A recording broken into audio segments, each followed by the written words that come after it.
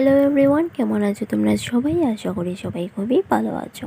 আজকের ভিডিওটি হচ্ছে আমি ঘরে বিপদনাশিনী পুজো দিলাম, ভাবলাম তোমাদের সাথে ভিডিওটি শেয়ার করে নিই। তোমরা কারা কারা ঘরে বিপদনাশিনী পুজো করছো অবশ্যই কমেন্টে জানিও। আর কাদের কাদের আমাদের মতো পুজোর নিয়ম এটা অবশ্য প্লিজ কমেন্টে জানিও। তো চলো শুরু করা যাক আজকের ভিডিও। প্রথমেই আমি ঘরটার মুছে বাসনপত্র ধুয়ে সব কিছু আগেই রেখেছিলাম, যেটা তোমাদের সাথে আগে শেয়ার করিনি। এখানে ঠাকুর বসাবো বলে আগে থেকে সব কিছু রেডি করে রেখেছিলাম। এখানে আমরা করে ঠাকুর দিই। এই যে ফল টল সব কিছু আগে নিয়ে রেখেছিলাম। এই যে এখানে বসে নিলাম মা বিপদনাশিনীকে ওনার আসনে। তারপর এখানে গড় বসাবো বলে কলা পাতার নিচে আমাদের নিয়মে এরকম দিতে হয়, আবির দিয়ে সাজাতে হয়। আবিরের উপরে আমি কলা পাতাটা বসিয়ে দিলাম একটু দানও দিয়ে, এখানে গড় বসাবো বলে। তারপর ঘটের উপরে ফুল দিলাম, আম পাতার মধ্যে একটু সিঁদুরও দিয়ে দিলাম। এই যে ঘট বসালাম, মা বিপদনাশিনীর ঘট। চুপারও দিচ্ছি এদিকে, ফুল টুল সব কিছু দিয়ে বসিয়ে নিলাম। অনেক সুন্দর সুন্দর ফুল ছিল, একটু সুন্দর করে সাজিয়েও নিলাম।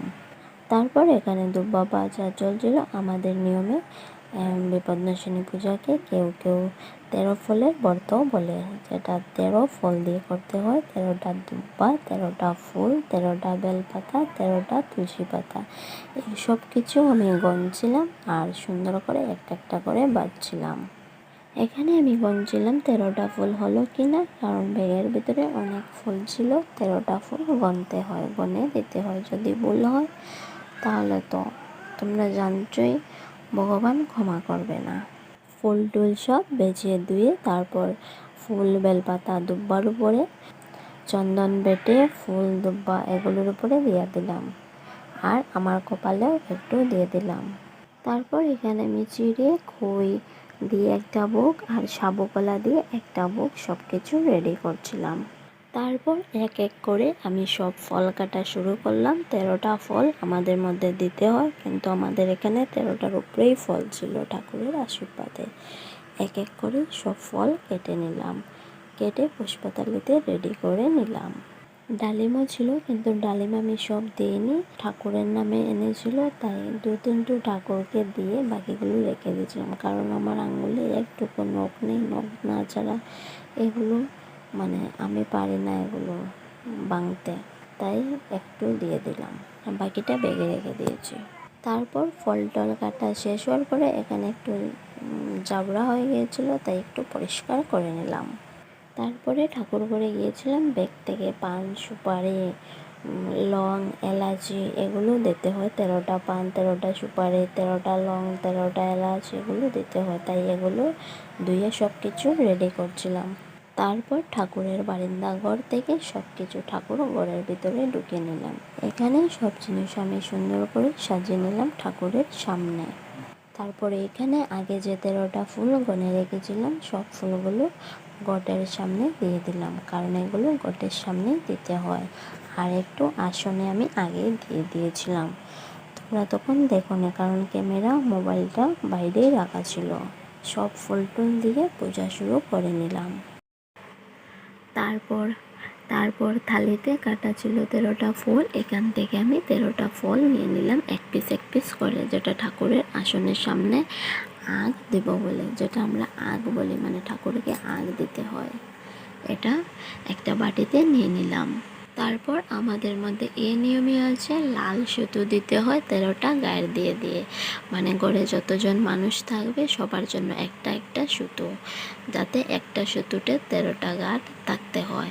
কিন্তু আমি গাঁট দিইনি, কারণ আমার সময় নেই আর আমার মনেও ঘুমাচ্ছিল, তাই আমি আর গাঁট দিইনি। এমনিতেই ঠাকুরের সামনে দিয়ে দিলাম, যখন যে পড়বে তখন সে গাঁট দিয়ে দিয়ে পড়ে নেবে। তারপর এখানে কলা সাবু দিয়ে যে বুকটা রেডি করেছিলাম, খই চিড়ে কলা দিয়ে রেডি করেছিলাম, এগুলিতে আমি একটু মধু একটু ঘি দিয়ে দিলাম। এখানে ঠাকুরের ভোগের উপর দুধও দিয়ে দিলাম। তারপর সব ফল ফসারি এখানে কাটা ছিল, বুক ছিল, পান সুপারি তাল সব কিছুতে একটা একটা ফুলও দিয়ে দিলাম। ফুল যতক্ষণ না দেওয়া হয় ততক্ষণ ঠাকুর এসে মানে পুজো গ্রহণ করবে না। আমরা যে পুজো দিই যত সময় ফুল না দিব ততক্ষণ ঠাকুর আমাদের প্রসাদ দেওয়াটা গ্রহণ করবেন না। সব কিছু একা একা হাতে রেডি করে আমি ধূপ ধুনা মোমবাতি এই সব কিছু জ্বালিয়ে এই যে পূজা শুরু করে দিলাম। পূজা শুরু করার পর ভক্তি দিয়ে ঠাকুরকে প্রণাম করে নিলাম। প্রণাম করে আমাদের মধ্যে বিপদনাশিনীর পাঁচালী বা কিচ্ছা বলে, তোমরা জানো কি জানি না, কিচ্ছা বলে এটা বলতে হইতে আমি কিচ্ছা জানি তাই কিচ্ছা বলে নিলাম। কিচ্ছাটা অনেক লম্বা, তোমাদের সাথে এটা শেয়ার করা হবে না, অন্য কোনো একদিন শেয়ার করব। তোমরা যদি বলো কমেন্টে যে বিপদনাশিনীর কিচ্ছা শুনতে চাও, তোমাদের জন্য আমি অবশ্যই চেষ্টা করব ভিডিও বানানোর। পূজা শেষ করার পর আমার শাশুড়ি মা এসে বলছেন যে ঠাকুরের ফটোতে বিপদনাশিনীর কপালে সিঁদুর দিইনি, আর আমিও এটা ভুলে গিয়েছিলাম। ওনার কথা শুনে তারপর মা বিপদনাশিনীর কপালে সিঁদুরও দিয়ে দিলাম।